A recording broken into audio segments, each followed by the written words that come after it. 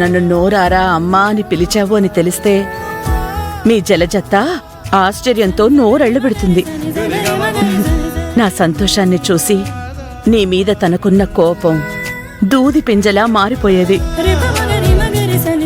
ఇప్పుడు నాకు ప్రపంచాన్నే గెలిచినంత సంబరంగా ఉందమ్మా.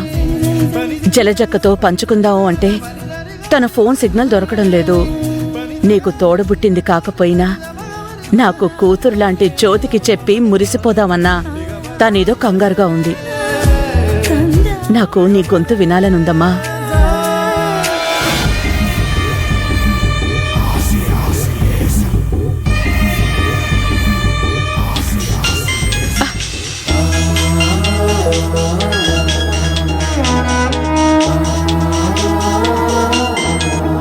అమ్మా, ఇలా తలుచుకున్నానో లేదో అలా నీ ఫోన్ వచ్చింది తల్లి.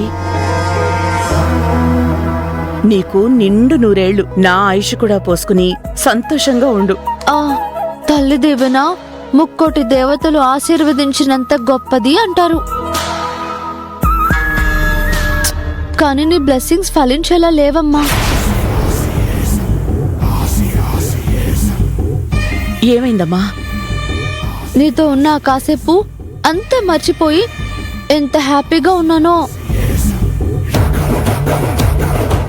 ఇంటికి రాగానే అంతకంటే 1000 రెట్లు డల్ అయిపోయానమ్మా.